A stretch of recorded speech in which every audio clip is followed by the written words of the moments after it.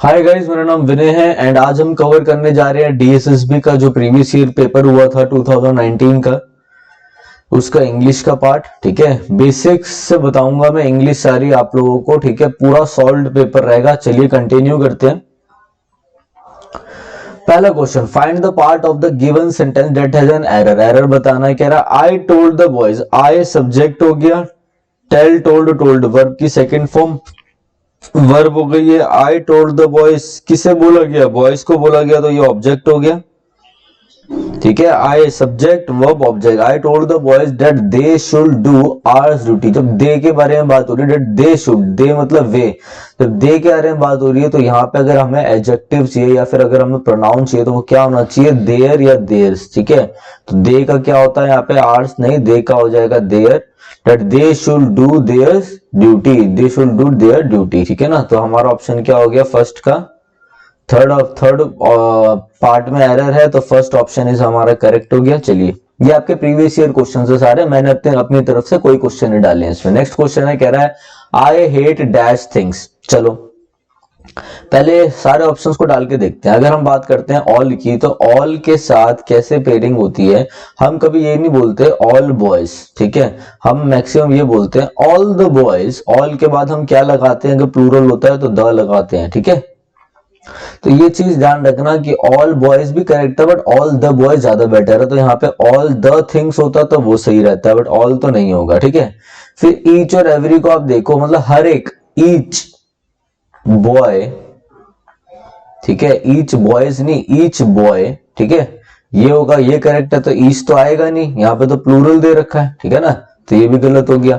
Every के साथ भी यही चीजें रहेंगी। ठीक है ना, हर एक, सारी की सारी, तो ये भी नहीं। अब आप बोल रहे हो आई हेट डैश थिंग्स, मतलब आप किसी पर्टिकुलर चीजों के बारे में बोल रहे हो कि मुझे ये चीजें, इन चीजों से नफरत है। तो आई हेट एवरीथिंग्स, हर चीज से नफरत तो होगी नहीं। हर चीज से नफरत होगी तो प्यार किससे होगा भाई? तो आई हेट सच थिंग्स, इन चीजों से मुझे नफरत है। I hate such things. Common sense की गेम है सारी की सारी। जहां मुश्किल आएगा वो मैं आप लोगों को वैसे ही बता दूंगा। कह रहे हैं she did not tell me. Did आ गया यहाँ पे, देखो सब्जेक्ट के बाद डिड आ गया, मतलब V2 आ गया, तो ये पास्ट में जा रहा है। She did not tell me what her plans are. जब ये पास्ट में जा रहा है तो यहाँ पे आर कैसे हो सकता है? पास्ट के लिए तो पास्ट ही रखना पड़ेगा। तो व्हाट हर प्लान्स वर, यहाँ पे क्या हो जाएगा? व्हाट हर प्लान्स वर। तो आपके थर्ड जो पार्ट है उसमें एरर है, फिर आपका फर्स्ट ऑप्शन बिल्कुल करेक्ट हो गया। ठीक है, नेक्स्ट देखते हैं। कोई बकवास नहीं करेंगे हम, ज्यादा सिंपल सिंपल हम क्वेश्चंस करेंगे। ठीक है, he did not eat dash rice. Several मतलब होता है काफी सारा। जैसे मैं बोलूं सेवरल थिंग्स, मैं बोलूं सेवरल आइटम्स, काफी सारे आइटम्स। ठीक है, तो मैं बोलूं उसने काफी सारे आइटम, काफी सारे राइस नहीं खाए, ये तो कोई सेंस नहीं बन रहा, गलत। He did not eat must rice. Must मतलब होता है कंपल्सन, कंपल्सरी दिखाने के लिए, गलत। अब देखो, जहां भी नॉट का यूज होता है ना, नॉट का, वहां पे नो का यूज नहीं होता। नॉट के साथ नो का यूज नहीं होता। जैसे कि नॉट लगा हो तो नॉट के साथ नो बडी नहीं आता, नो नहीं आएगा। ठीक है, नो वन नहीं आएगा। अगर ऐसे केस में हमें नॉट के साथ क्या लगाना पड़ता है? हमें नॉट के साथ लगाना पड़ता है एनी। नॉट के साथ एनी आ जाएगा। अगर मुझे इसको रिप्लेस करना हो, कहीं पे नो बडी लिखा है तो मैं समझ जाऊंगा यही एरर है। अगर इसको रिप्लेस करना होगा तो मैं लगा दूंगा एनी बडी। अगर इसको रिप्लेस करना होगा तो मैं क्या लगा दूंगा? मैं लगा दूंगा एनी वन। समझ रहे हो बात आप लोग? तो नॉट के साथ क्या आएगा? एनी आएगा। तो he did not eat any rice, कुछ भी नहीं खाया उसने, बिल्कुल भी नहीं खाया एनी राइस। ठीक है, फिर the questions below consist of a set of label sentences. ये आपको भाई PQRS आ गए। ठीक है, अब आपको PQRS लगाने हैं। चलो स्टार्टिंग से देखते हैं और अच्छे से देखेंगे कैसे होगा। पहले पढ़ो क्या बोल रहा है। Say that more things therefore it is rightly the word of dreams are wrought by prayer than. चलो देखो अच्छे से देखो, बोलना क्या चाह रहा है वो। कह रहा है सेड दैट। देखो भाई यहां पे देखो आप लोग, अगर वो हम बोले पहले तो यहां से ये देखो, सेड, सेड को चाहिए अपने आगे कोई ना कोई क्या हो, कुछ तो हो। सेड से तो हम स्टार्ट कर ही नहीं सकते, said that.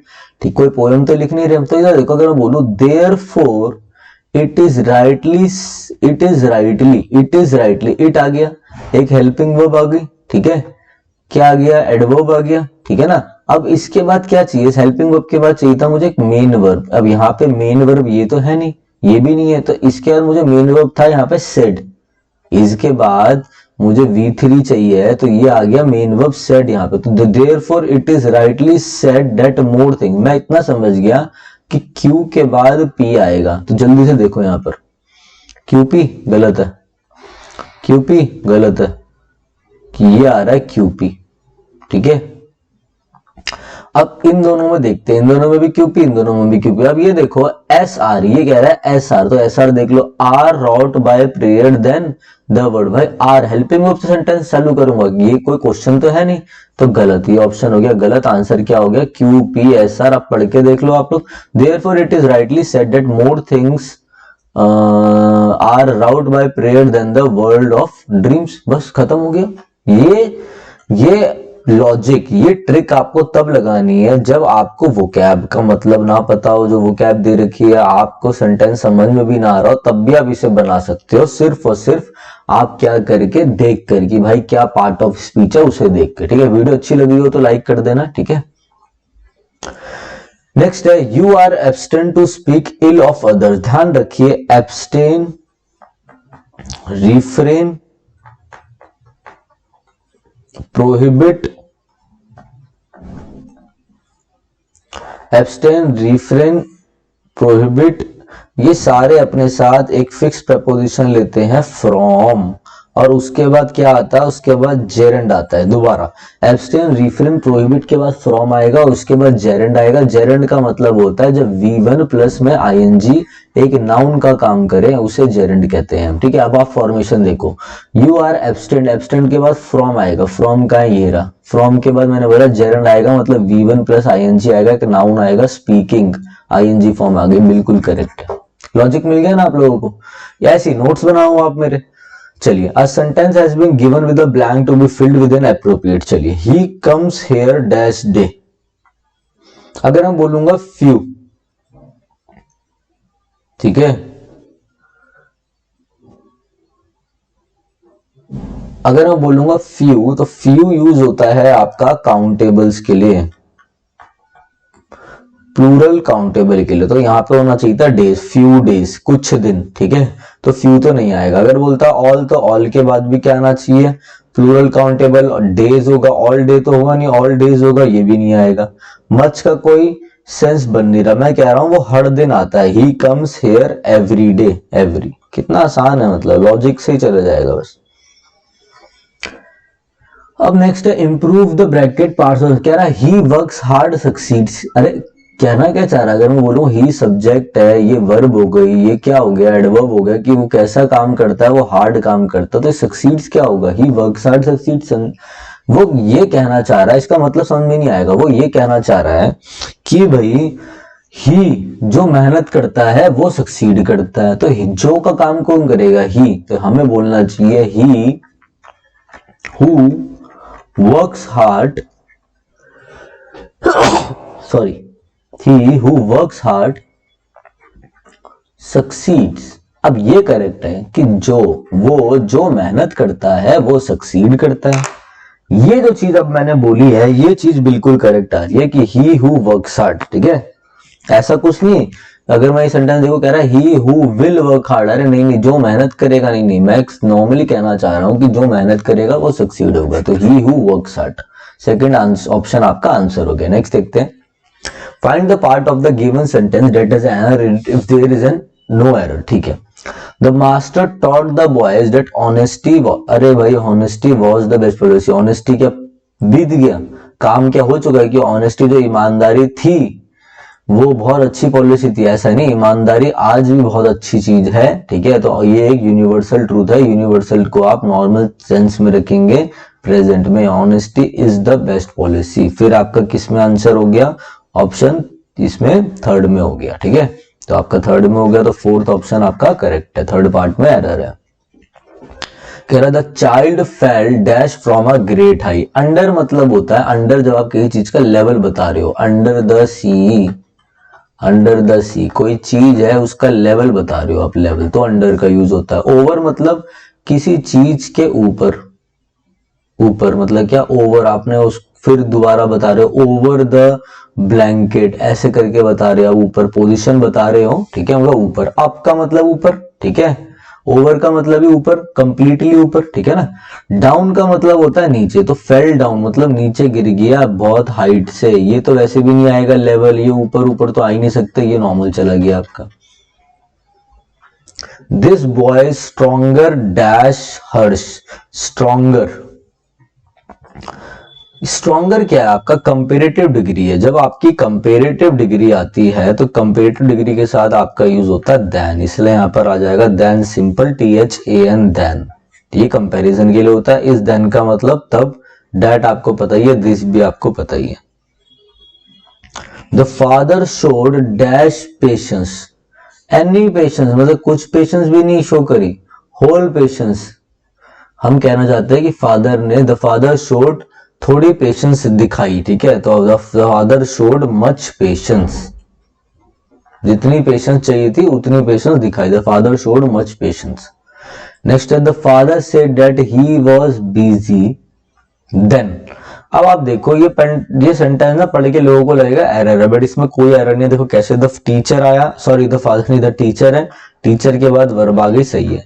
The teacher said के बाद डेट आता है, ठीक है, सेड डेट ही का क्या वर्ब हो गई, वॉज हो गई, डेट ही वॉज बिजी, कि वो बिजी था, देन मतलब तब, teacher said that he was busy, then teacher ने बोला कि वो उस टाइम पर, तब वो बिजी था, तो क्या एरर है, नो एरर हो गया भाई, कोई एरर नहीं है। नेक्स्ट देखते हैं, the journey towards the landing on the moon was more thrilling than the,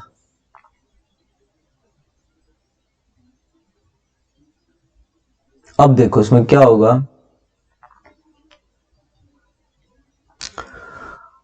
अब आप ध्यान से देखो,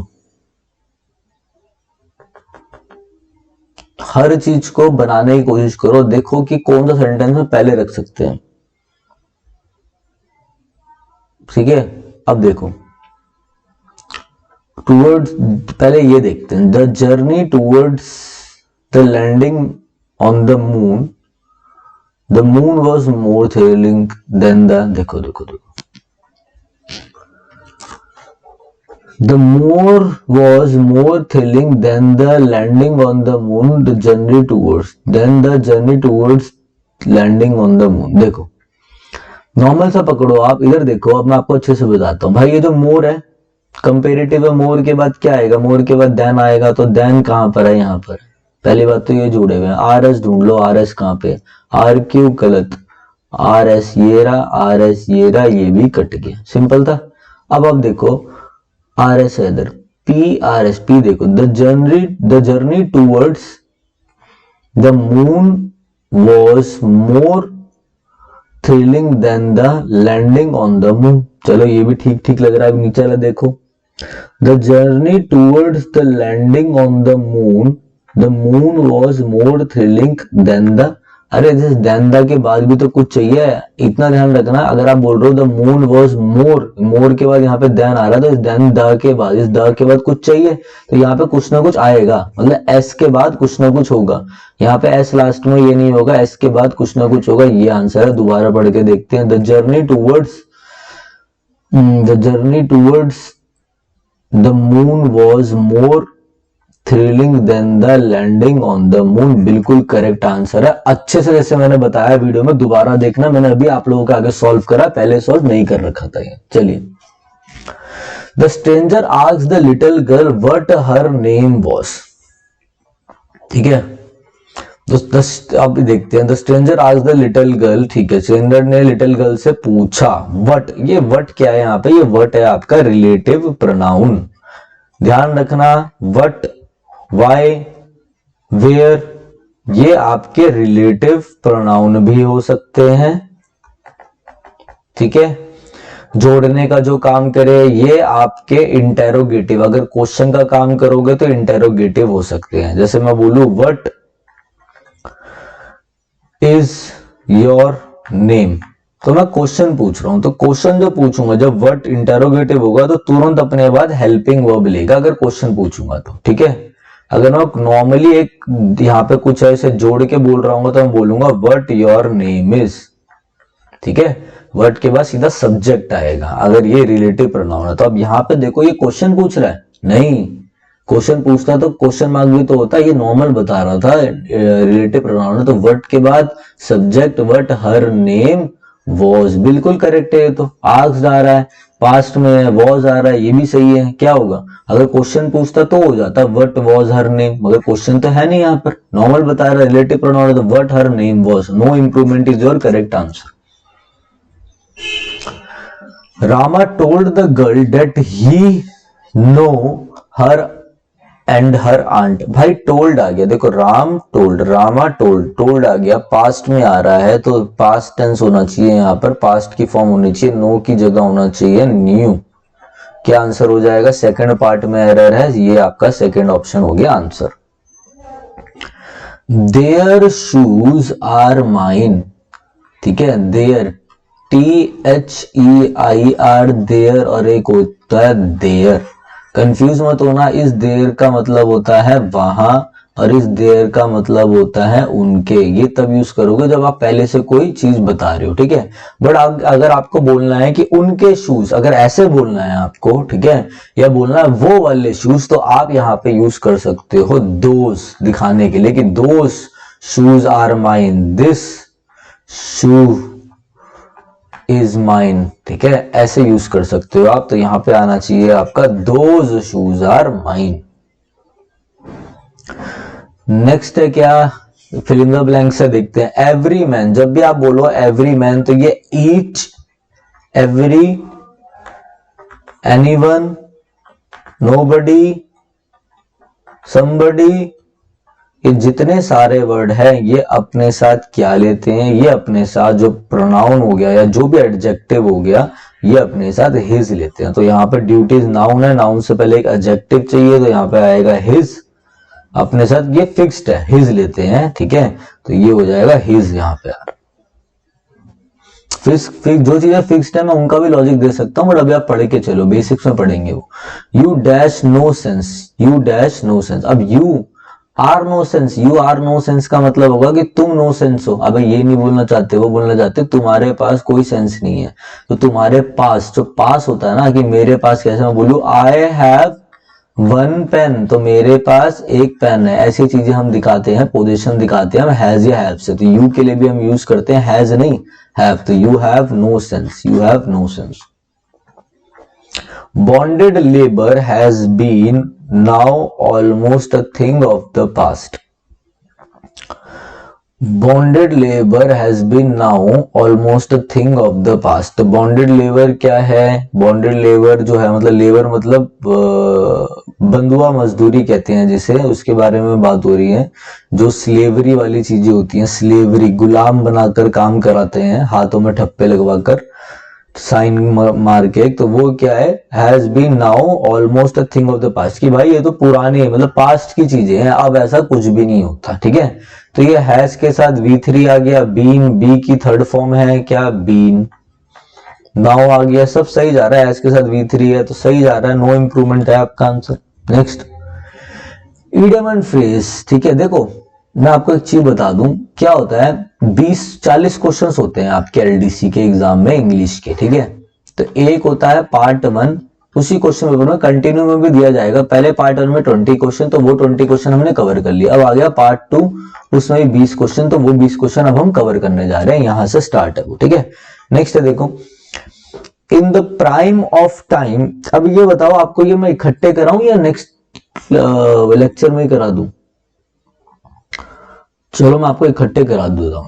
कह रहा है in the prime of time, in the prime of time, idiom बताना in the prime of time. भाई प्राइम ऑफ टाइम का मतलब होता है किसी का मोस्ट सक्सेसफुल टाइम, जब बंदे का बहुत अच्छा दिन हो, बहुत हैप्पीएस्ट दिन चल रहे हो, इन वंस हैप्पीएस्ट टाइम, उसे कहते हैं prime of life, prime of life. तो क्या होगा, ब्लड रिलेशंस नहीं, इन राइटिंग नहीं, in the best period of life is your answer. Enmity, enmity का मतलब होता है भाई हॉस्टिलिटी। एनमिटी का मतलब क्या होता है, HOSTILITY, हॉस्टिलिटी मतलब दुश्मनी। चलो ये जो आपका है ये आप एक काम करना, ये अब आपका होमवर्क है, ये सॉल्व करो, वीडियो ज्यादा लंबी हो जाएगी और मुझे ऑप्शंस में बताना, ये आप खुद सॉल्व करो, ठीक है। चलो नेक्स्ट है इनर फिक्स। इनर फिक्स का मतलब क्या होता है? इनर फिक्स का मतलब होता है इनर ट्रबल।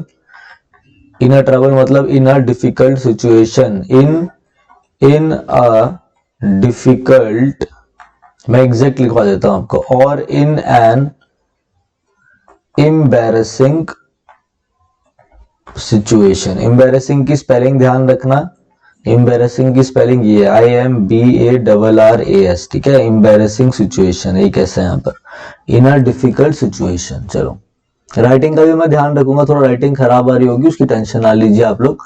परसिस्ट का मतलब क्या होता है? परसिस्ट का मतलब होता है जारी रखना, कंटिन्यू करना। क्या करना? जारी रखना, ठीक है।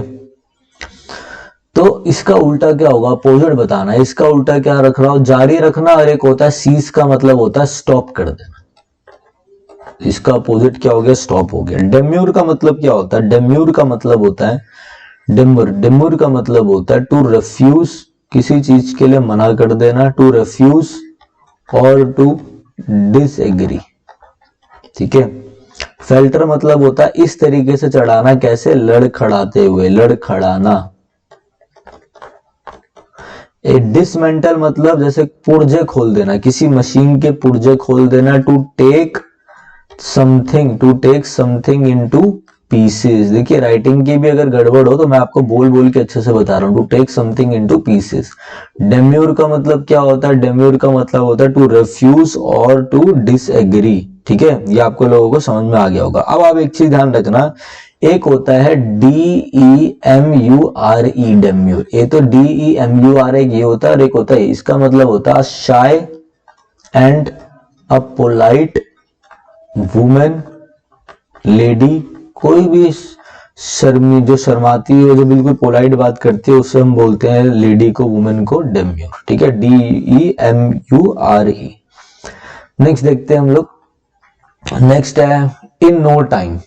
क्या मतलब है इन नो टाइम का? इन नो टाइम का मतलब है बिल्कुल भी समय ना होना, वेरी सुन, बहुत ही जल्दी। ऐसा बोलो in no time I will become a police officer, तो बहुत ही जल्दी मैं क्या बन जाऊंगा? पुलिस ऑफिसर बन जाऊंगा, ठीक है। रिलीज समवन फ्रॉम ड्यूटी और ऑब्लिगेशन, किसी को किसी चीज से रिलीज कर देना, ठीक है, मुक्त कर देना, ठीक है ना। जैसे कि मैं बोलूं टू, इसका मतलब क्या? ऑब्लिगेशन का, जो आपके ऊपर ऑब्लिगेशंस लगे हैं, चार्जेस लगे हैं, ब्लेम लगा है, to remove blame from someone. To remove blame from someone, उसे हम बोलते हैं एक्सोनरेट। क्या बोलते हैं? एक्सोनरेट। ज्वाइनिंग पता है, अपॉइंटमेंट पता है, प्रमोशन बताइए आपको। एक्सोनरेट। और एक्सोनरेट का एक बहुत अच्छा वर्ड है, क्या बोलते हैं उसे? हम उसे बोलते हैं एक्सकल्पेट। EXCULPAT, exculpate. नेक्स्ट देखते हैं, choose the word that can substitute the given word. Certain to happen मतलब ये चीज टाली नहीं जा सकती, ये चीज होगी होगी, तो उसे हम बोलते हैं इनएविटेबल। ये चीज तो होगा होगा, ये चीज टाली नहीं जा सकती। अनअवॉइडेबल है, ये चीज तो होगी होगी, ठीक है। DABLE, unavoidable. डिस्टेंट आपको पता ही है। इनफेलिबल मतलब होता है, इनफेलिबल मतलब परफेक्ट, नो मिस्टेक्स। कोई बंदा जो बिल्कुल भी मिस्टेक्स ना कर रहा हो, कोई भी एरर ना कर रहा हो, परफेक्ट हो, उसे बोलते हैं हम इंडेलिबल, इनफेलिबल। इंडेलिबल मतलब, इंडेलिबल का मतलब होता है, जैसे मैं बोलूं indelible ink.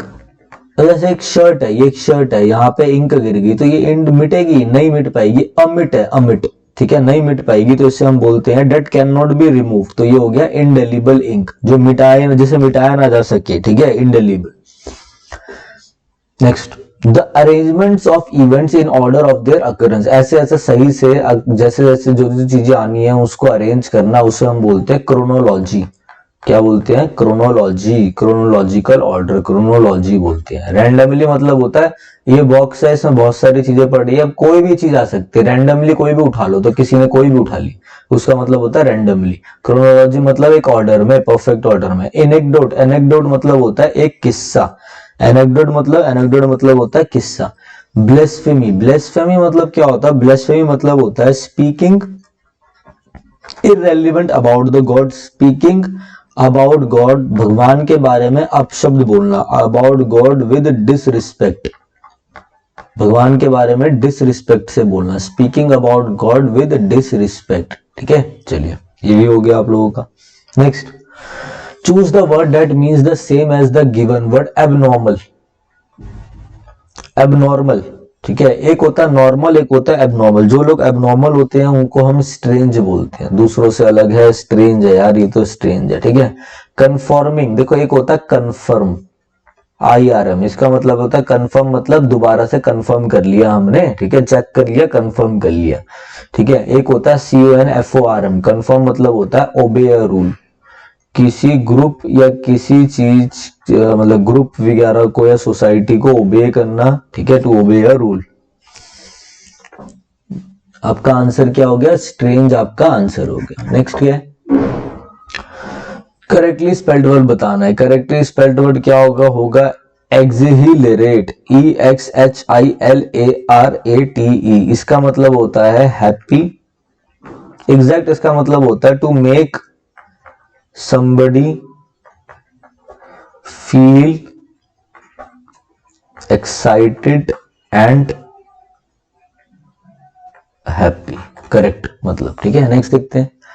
Appetising, appetising, appetising का मतलब क्या होता है? एपिटाइजिंग का मतलब होता है आप कहीं से जा रहे थे, कोई बंदा खाना बना रहा है, ऐसी खुशबू आई, ऐसी खुशबू आई जिसकी वजह से आपको भूख लगने लगी, तो उसे बोलते हैं एपिटाइजिंग। ठीक है, समझ आ गई बात आप लोगों को? ठीक है, तो इसमें देखते हैं। मेल्टिंग मतलब पिघलना नहीं।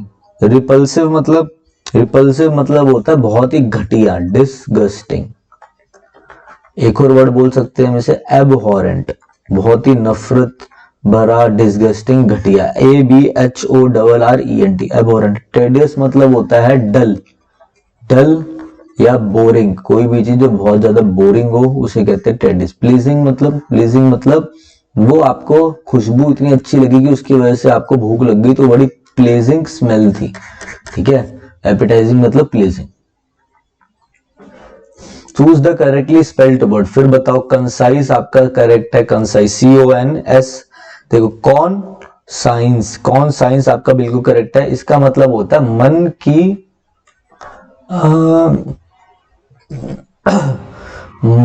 मन की बात, ठीक है ना, आत्मा की बात, आप अंदर, अंतरात्मा, इसका एग्जैक्ट मतलब होता है अंतरात्मा, कि आपके अंदर आप कोई काम कर रहे हो, आपकी अंतरात्मा बोल रही है काम गलत है, तो उससे बोलते हैं कॉन्साइंस। ठीक है, choose the word that means the same. Feud, feud मतलब क्या होता है? फ्यूड मतलब होता है स्ट्राइफ, मतलब झगड़ा, कोई पुश्तैनी झगड़ा, पुश्तैनी झगड़ा फ्यूड कहते हैं, स्ट्राइफ कहते हैं उसे, स्ट्राइफ आंसर है आपका। पीस मतलब शांति, कामनेस मतलब शांति, हार्मनी मतलब भाईचारा। ठीक है, choose the word that is opposite in meaning. चलो वर्ड बताना जो अपोजिट हो। डिसीट का मतलब क्या होता है? डिसीट का मतलब होता है धोखाधड़ी, छल, डिसऑनेस्ट बिहेवियर,